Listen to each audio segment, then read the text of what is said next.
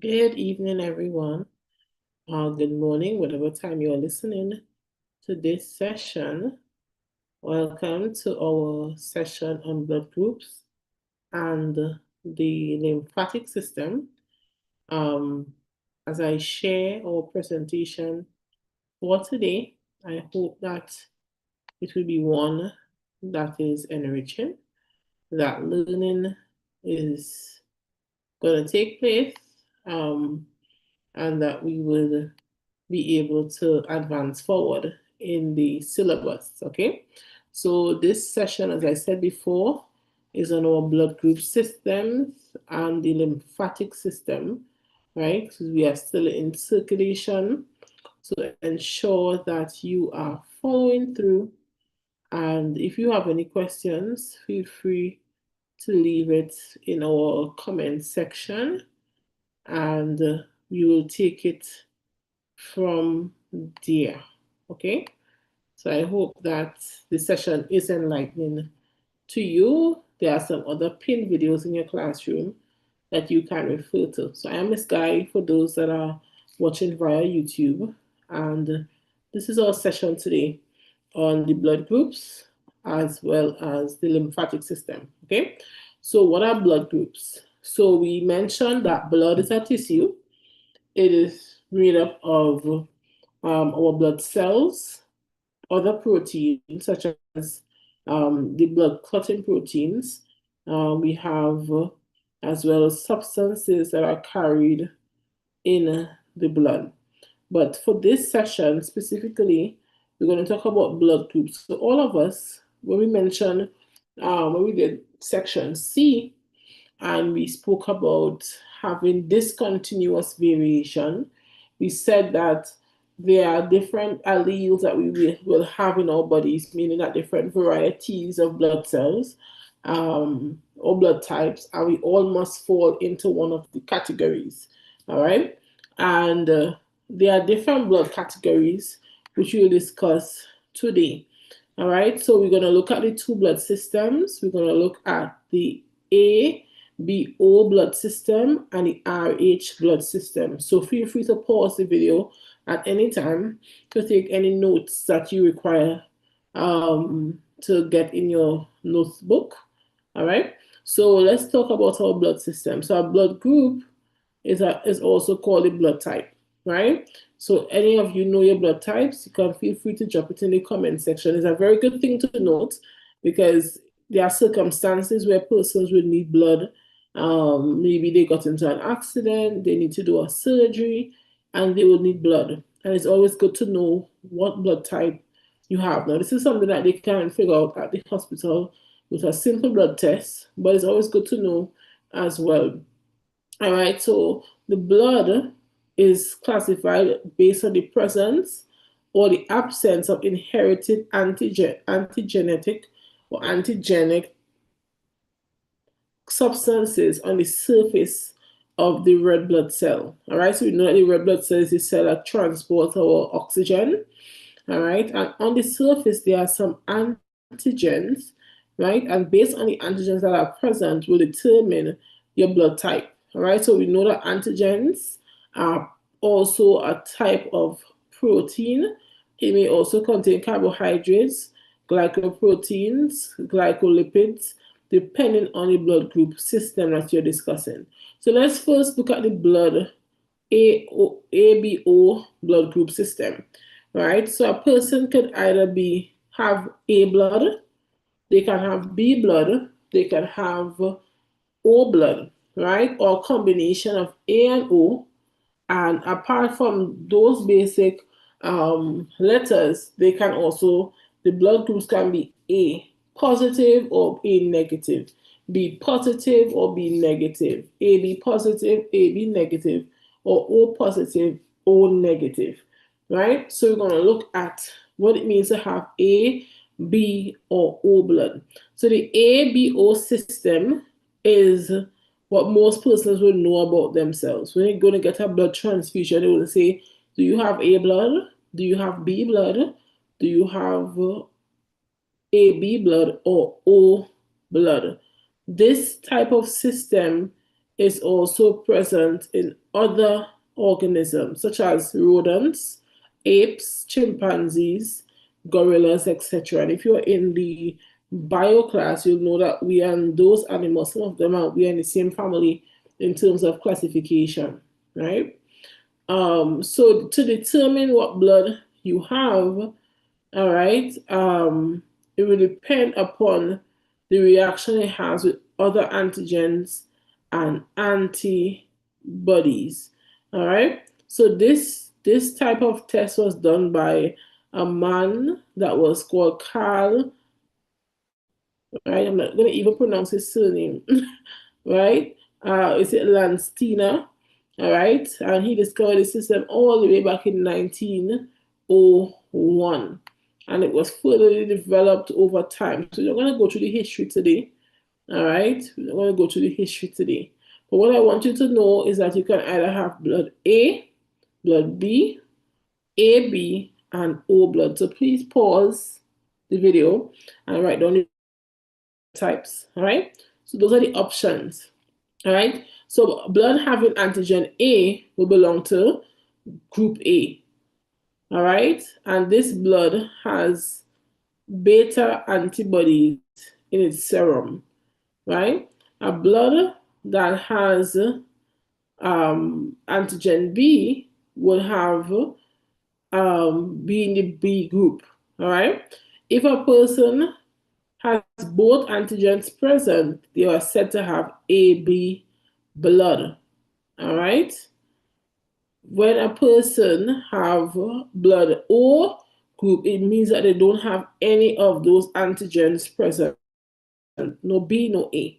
All right. So that person has a naked blood grouping, right? And it's good to know what is present, what is absent, and what it is allergic to, right?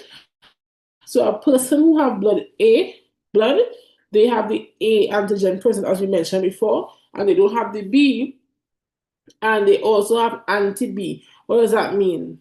A person who have blood A, their blood type pushes against blood B. A person who have blood B blood, they will have the antigen B present. They are missing the A antigen, and their blood is anti-A, meaning that their blood pushes against the antibody A, right? Okay? And O, they don't have any A or B present, naked, no A, no B, and they are anti-A and B, meaning that they don't have nothing to do with antibodies A and B, all right? And a person who has AB blood, they have both antigens present. So they have antigen A and antigen B. And just for the sake of understanding, let me just draw a quick cell to show you what we mean by antigen and antibody. All right. So this is my antibody. Let me use a different color.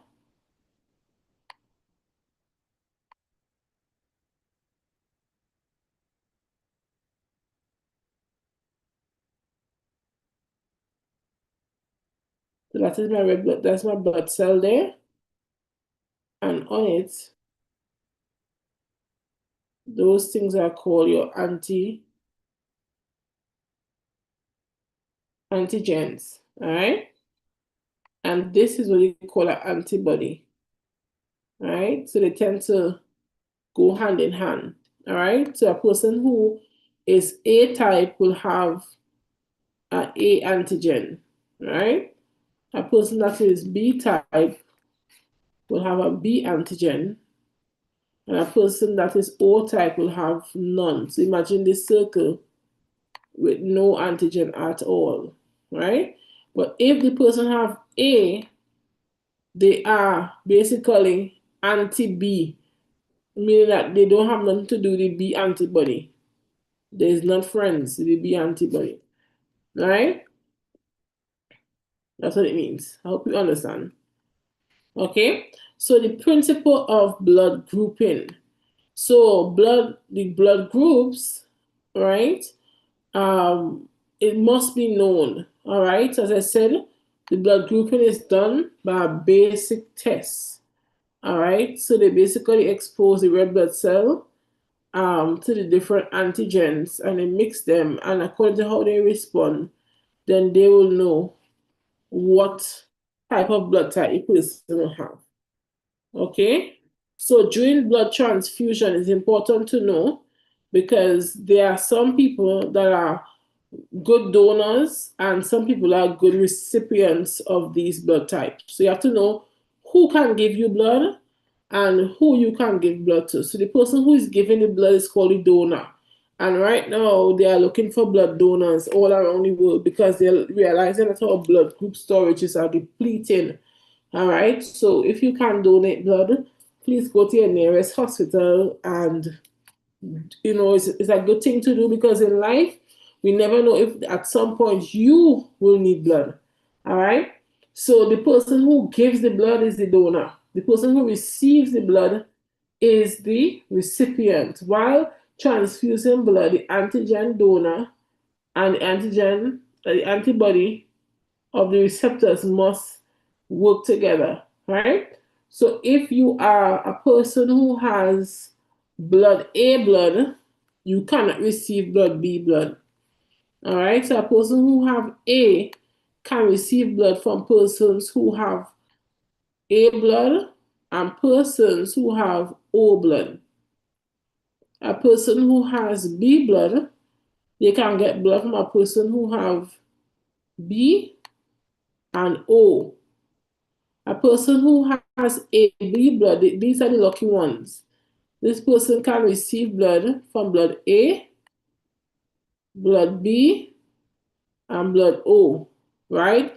Blood AB is called a universal recipient because they can get blood from anybody, right? Note that they are the universal recipient. So pause and take that down. But a person who has O blood, they are at the disadvantage because they can only receive O blood, no other type. Now, when it comes to donating, a person who has blood O, look at it, he could give to everybody else. So persons with blood O blood is called the universal donators. So the universal donators can give blood to everybody, but they can't receive blood from nobody. Right? So a person who have blood O type, when they need a transfusion, sometimes it's like they have to make sure they get people who have O blood. But a person who have AB blood, they can get blood from anybody. So they are lucky. All right. So the blood must match. I cannot take a person who have blood A blood and give them blood B. Their body gonna fight the antibodies in their body will fight against it, right? It comes as though you say, what kind of foreign particle is in my body? Let me get rid of it. So that's what happens there. Okay? So the antibody of the donor and the antigens of the receptor ignored mostly. All right? So thus, the red blood cell of the O group has no antigens, all right, so that they doesn't really affect anybody when they are given, right? Because there's no antigens for the antibodies to fight against. We call them the universal donors, as we said before.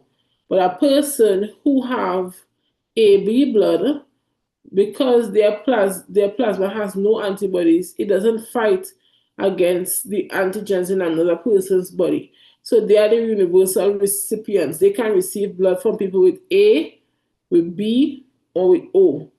All right? So universal, they can receive blood from any blood group. All right? Please note that. Right? With mismatching in transfusion, it occurs where the persons who donate blood and who receives it, their blood doesn't match. All right? When this happens, basically the person's body rejects the blood, basically. All right? So this is a good chart to remember. So O can give blood to everybody. A can receive blood from A and from O. AB can receive blood from everybody, right? And B can receive blood from B, and they can give blood to AB. So AB is the lucky ones, I would say. All right. So transfusion reactions are adverse in the body, right, when they are incompatible, which occurs due to the transfusion errors, all right, of incompatible blood. The reactions may be mild, causing only fever or hives, that's like itching of the skin. It may be severe. A person could go through kidney failure or even shock or death. That's how serious it is. That's why they make sure and test the blood groups before they release the blood into the person's system. All right. So that's basically it. So if you need to pause, go back as you have to. All right. And for those that are in our classes, you will have this presentation on your Google Classroom. All right. So let's talk about the RH blood group system. So this blood group system has many different 35 current blood type systems, but we're going to only look at the positive and the negative one of the RH systems, all right? Okay, so this is the most commonly one that we use or discuss, right? So there are 135 blood group systems, but RH is one of them, right? And most times this is the one we discuss after talking about the A, B, and O system. So the RH blood groups contains or consists 50 defined blood antigens. Among them, there are 6 types of RH antigens. All right, so C, D, E, common C, common D, and common E. All right, so the type capital D antigen is most prevalent in most populations. All right. So a person, anyone who has this type of antigen is said to be positive. All right. Once you have the capital D, you are said to be positive. Whereas a person who doesn't have the capital D antigen is said to be negative. All right. So a person who has it, the capital D antigen type, they are said to be positive. And a person who doesn't have it is said to be negative, right? So a person like me, my blood type is B positive. All right, so it means that I have the regular ABO. My blood type is B, right? So I can receive blood from B and O, right? And also, I'm positive because I also have another antigen, which is the capital D antigen. All right, I hope you understand. So my blood type will look like this, right? So I have my red blood cell there. On the surface, you will see the B antigens there because I have B blood, right? So I'll use a different color. So you will see the B antigens there, right? But I also have, I'm just going to give it a different shape, right? I also have the D antigen, which gives me that what it will say positive. So my blood type, I have the D, so my blood type is B positive. All right. So a person can be positive, A positive. So if it was a blood group A, it would have been A positive. If it was a blood group O, it would be O positive, AB positive, right? But if the D was missing,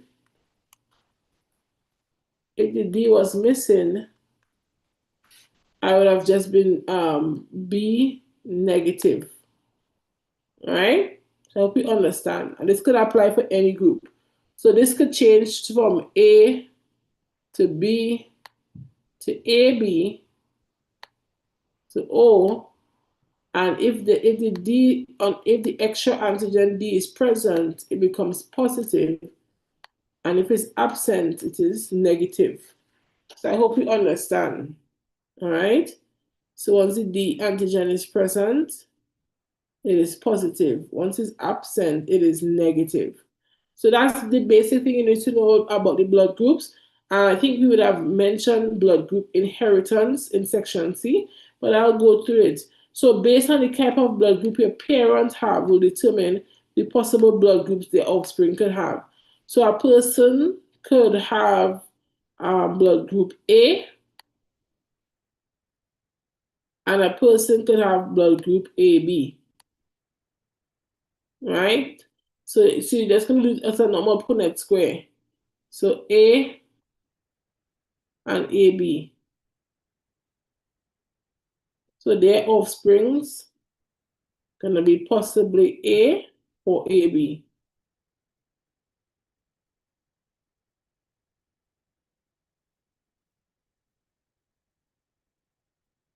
All right. So you'll do it as a regular cross. So you do some questions and not eventually, but you'll do it as a regular cross. Okay? Yeah. So it's as a regular cross and you go from there with it. All right. So it's the same thing. So if the blood group was O and A, right, you will get mostly the A blood type, right? If your blood group was AB and AB, then most likely the offsprings, right? But I'll also post a photo of a cross on your classroom so you'll be able to see it, right? A full cross from top to bottom. Okay, so that's basically what we're going to discuss for the blood groups and the blood group types. Okay, let's switch to the lymphatic system. All right, so we have been mentioning before the circulatory system, and we said that the circulatory system is one of the organ systems that the body uses to transport substances around the body. We also said that, organisms that are single cellular, like the amoeba, they can transfer substances over their skin because of the large surface area to volume ratio, meaning that there's a lot of surface to allow the substances to enter that is sufficient for the volume of what the cell contains and the cell needs.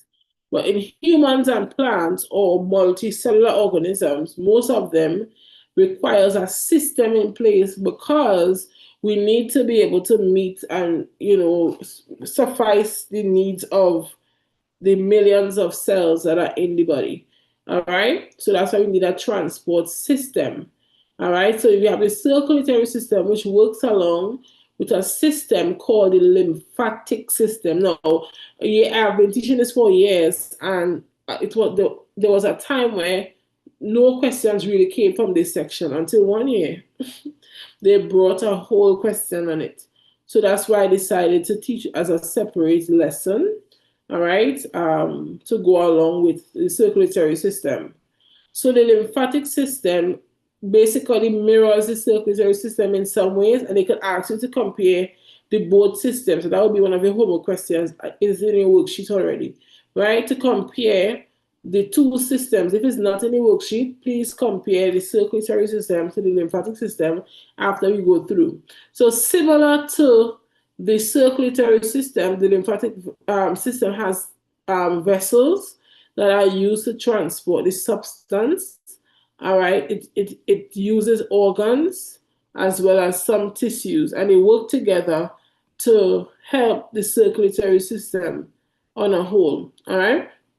So basically, when we said that we have three blood vessels, right? We mentioned that in our last lesson. We have the arteries, we have the veins, and we have the capillaries. So the arteries, right, eventually branches into the network of capillaries, and those actually go back into the veins at the end, right? So we have a network. I don't even want to draw the small bubbles, but just imagine a huge network of capillaries, small capillaries, moving and carrying substances to the tissues. All right, so the capillaries is like a network, right? Imagine us having a network of small branches, right? And this happens at a space where it needs to be transfer from the blood vessels into like your tissues or a cell or organ or something. All right. So when these substances come via the artery, the substances are transferred. Like, say, for example, this artery is carrying blood rich with oxygen to our muscles. So imagine this is a muscle cell. All right. Imagine, let me go down a little bit. Imagine this being a muscle, right? And oxygen-rich blood is coming because remember, at your muscles, you're going to have a great need to have respiration, all right? So the muscles are going to receive the oxygen for respiration that is being transported by our red blood cells, all right? So this oxygen has to be transported to the muscle, and it happens at the transfer happens at the capillaries. So blood flows out of the system and goes by the muscle to release the oxygen that is needed, right? But in the transfer of that blood, right, there are some fluids that leak out of the blood. So we said that blood contains our blood cells, our plasma, our tissues and other substances, right, that are being transported. Some of the liquid part of the blood happens to seep out from between the capillaries. All right. So this substance that seep out, we call it lymph. All right. Basically formed from these tissue fluids that leaked out, sorry, from in the blood. All right. So this, imagine every time where transfer is happening at capillaries, this lymph fluid, this watery lymph fluid, is seeping out of the blood. Imagine if there wasn't a system to capture it. Our bodies would basically be filled with leaked fluids, right? So because of that, the body had to come up with a system to be able to counteract that. So if they ask you what is the lymphatic system, you will say that the lymphatic system is a network of tissues, vessels, and organs that work together to move the colorless, watery fluid called lymph back into the circulatory system. That's why I said that it works with the circulatory system. All right. So in our bodies, over 20 liters of plasma flow through the arteries, right? And larger arterioles, blood vessels, and capillaries every single day. All right. After nutrients are delivered to cells and tissues and receive their waste products, over 17 liters return to the circulation by the vein. The remaining 3 liters tend to seep out. So that's what we're talking about. It seeps out of the, so this is the capillary, right? So it leaks out of the capillaries and the rest leaves via the vein, all right? So it comes in via the arteries, right? Blood flows through the capillaries and to the veins, but what leaks out is called the lymph. All right, this excess fluid, as I said, it can't just remain between your tissues. It has to be collected. The excess has to be collected and returned to your bloodstream. So that's where the lymphatic system comes in. So the lymphatic system has different functions. All right, so you can pause, take your definitions, and then we continue. All right, so the lymphatic system contains have different functions. Sorry, let me clear the screen. We have the tissue. It helps to maintain the tissue fluid levels in your body. All right, without the lymphatic system, the excess fluids will just remain between the tissues. All right, and obviously you'll see your body even swelling, right? Also, the lymphatic system helps to absorb fat. Remember, I told you all that fat does not travel in your blood normally, right? So it actually travels in the lymphatic system. So when we did digestion, I told you all at the small intestine, there's a part of the small intestine called the lacteal. Remember that?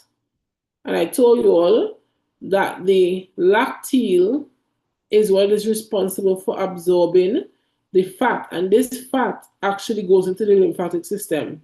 So please review the small intestine if you cannot remember that. Okay? So please review the small intestine. So the lymph also carries fat in your body. All right. It also protects the body against foreign invaders. The lymphatic system is actually a part of our immune system. All right. So it contains fats, proteins, and it transports them back to the bloodstream. Okay. So basically, as I said before, the lymphatic system, it contains some of our lymphocytes or white blood cells that would have seeped out, right? And these white blood cells also help to fight against invaders and pathogens, bacteria and viruses within our body. All right. So another function, it helps to remove waste from abnormal cells. So the lymphatic system has its function. So how does this lymphatic system look? So please, you can pause. Let me go back. You can pause. You can pause and take down the functions. All right. Good. So let's look at the anatomy of the lymphatic system. So the lymphatic system has fluid, just like this is comparable to blood fluid, right? And we said that the lymphatic fluid is what is collected from the excess that was drained from the cells and the tissues, all right? That was not reabsorbed into the capillaries, all right? So this lymphatic fluid has a lot of substances in it: proteins, minerals, fats, nutrients, damaged cells, cancer cells, fighters, so many things transported in the lymph, right? Which is the liquid part of the lymphatic system that is being transported. All right. And then we have something called lymph nodes. So these lymph nodes, they are bean shaped glands that monitors and cleanse the lymph, right? And as it filters through the nodes, they are bean shaped. All right. So they're shaped like a red bean, kind of like a bean shape, right? So these bean shaped nodes, right? They are good to help fight. And one thing you could see is that the lymph nodes, they produce the lymphocytes. And these lymphocytes are fighter cells. They help with your immune system. Whenever you have an infection, the lymph node tends to swell as it produces the lymphocytes. Right? We have over 600 lymph nodes scattered throughout the body. Some exist as single nodes, while others exist in chain nodes. All right. So we have few in some familiar places. You have lymph nodes on the armpit. All right. And actually, fun fact, that's how they are able to acknowledge cancer in the body. Sometimes, especially breast cancer, the lymph nodes on the arm tend to swell because your body is trying to fight, right? So persons sometimes end up with a swollen arm, and when they go check it out, they realize that there's cancer. Most times, not most times, but sometimes, right? I don't somebody say as soon as they get a little swell, it's cancer. No, right? So sometimes the nodes on their arm swell because your body is producing lymphocytes, which is literally fighting against your lymph nodes, right? And then you have the lymph nodes are connected to your lymphatic vessels, all right? So your lymphatic vessels are similar to your blood vessels, right? They are a small network of vessels, right?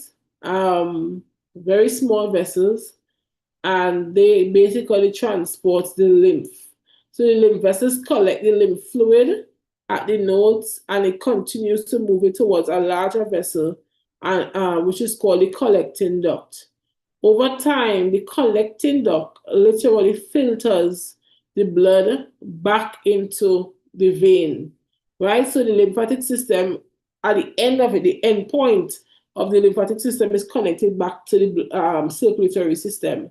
All right, so this system is very, very, very, very interesting, and it's very needed. So let's look at a diagram of the system. So the collecting duct, before we get to the system, is what collects the lymph, as I said, and it brings it back into your blood system. All right, so this duct is connected to the subclavian vein, which returns the lymph back into your bloodstream, as I was saying before. The subclavian vein runs along your collarbone. All right, it returns the lymph to the bloodstream, and it helps the blood volume to return and the blood pressure to return to its normality, and helps to maintain the blood pressure. So this is how it looks. So yes, you see the heart on the inside there. And for those who did circulatory system, we talk about the double pump system, and we said that the first pump, the pulmonic pump, basically pumps blood, to the lungs, right? And then we also have that system, that's the systemic system or circuit that pumps blood around the body. All right. So when the vein, the artery, carry blood to a particular tissue to release whatever substance it has to release, right? What happens is that it goes through the capillaries. But because the arteries were sending blood at high pressure, and the capillaries are way smaller than the vein, the arteries and the arterioles, some of the substances leak out between the tissues. All right, while the rest of them actually goes through, go back to the heart to be cleansed and everything, right? But this fluid that is left in between the cells, the extra fluid is absorbed by this green one, which is the lymphatic system. All right, so the lymphatic system absorbs the extra liquid, which we call the lymph. It carries it through the lymph vessels, through the lymph node for cleansing and for, purifying, right? And then it takes it all the way back to what we call the collecting duct. And the collecting duct actually drains blood back into the vessel that will carry blood back to the heart. All right, so this lymphatic system is actually a one-way system. It's not a cycling system like the circulatory. So that's a comparison. Hint, hint. That's a comparison. It's a one-way system. Unlike the circulatory system that cycles blood in a cycle, the lymphatic system is a one-way system. Collect and drop. Right? It collects it by the tissues, purify it on its way, and dump it back into the circulatory system. So I love the lymphatic system now. When I started to learn it, I didn't really like it. And that's what I would tell students. There are some topics that may not be a favorite topic, but still learn it anyway, because it would have hurt to learn it. All right, so the lymphatic system collects the excess fluid, as we said before, and drains from the tissue and the cells, and it returns it back to the bloodstream. All right, so the system has functions. So when they could ask you, define the system, describe how it works. What is the lymph vessels? What is the lymph nodes? What is the function of the vessels? All right, what is the function of the collecting duct? They could ask you, what is the lymph node known for? It produces lymphocytes, fighter cells, which helps in the immune function. They could ask you the function of the system. It maintains the body fluid system where excess fluid doesn't remain around your tissues. It returns fluid back to the blood to maintain your blood pressure and also your blood levels, right? So many functions, right? So you have to learn your functions of the lymphatic system and what each part of the system is responsible for, all right? So please, let's learn it. All right, so let's talk about the spleen. So the spleen is the largest lymphatic organ, which is located on the left side under the ribs, all right, above your stomach. And the spleen filters and stores blood and produce white blood cells to fight infections and disease. Then we have the thymus. The thymus is located under the chest, right, beneath the breastbone, and it creates mature blood cells. All right, the tonsils, the tonsils, right? The tonsils are your lymphoid organs that trap pathogens from food you eat and the air that you breathe. So they are located in strategic locations. Then we have the bone marrow. You all should be shouting at me. The bone marrow is actually necessary to produce new blood cells, all right? So white blood cells, red blood cells, platelets are made in the bone marrow.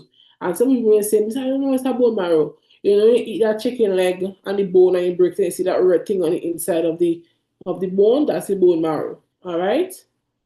Good. Then we have the Prius patch, and these are small masses of lymphatic tissue, right? In the mucous membranes of the small intestine.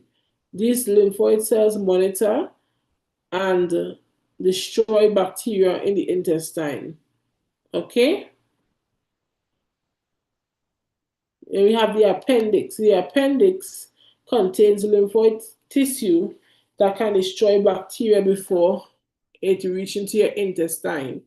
All right, scientists are still not sure about the full role of the appendix, but they also believe that it plays a role in good bacteria production. Do you know bacteria is good?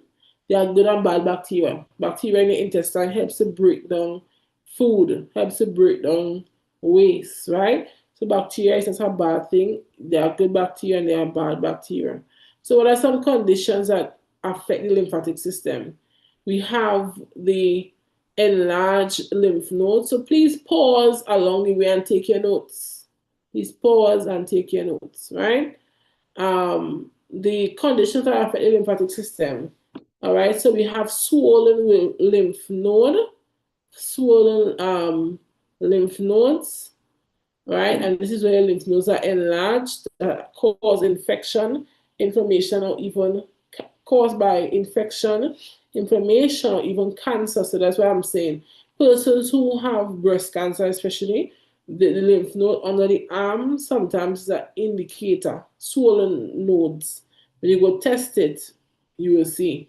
All right, it could be just a regular infection under the arm, right? You all know, like when somebody make a mistake and use somebody else's deodorant, right? Sometimes the node under the arm will swell, right? And it's because of the bacteria that they may have gained from the person's deodorant, right? So be careful. All right, so common infections cause the enlarging of the lymph nodes in your throat, all right? It can be caused to HIV infection and all other things, all right? So this brings us to the end of this question. On the classroom, there are some notes, some videos, sorry, that you can look at regarding the blood cells, the blood groups, and there are also worksheets, all right, linked to the lymphatic system. So please get them completed. And this brings us to the end of this session.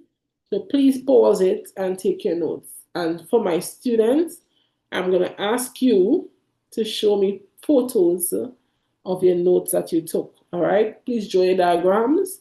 Please go back, watch it over if you have to, and get your notes done as well as your worksheet. Please have your worksheet submitted by no later than Saturday, 6 p.m. So let me give you the date. So Saturday, for those that are doing it in this cycle, it's going to be a video that you can watch ongoing. But those that have it as a class this week, it would be for Saturday, the 29th. All right, so have a good rest of your day, and I look forward to seeing you again. For those that are on YouTube and are benefiting from this presentation, I hope that you enjoy. Please leave us a comment, a like, subscribe to our channel.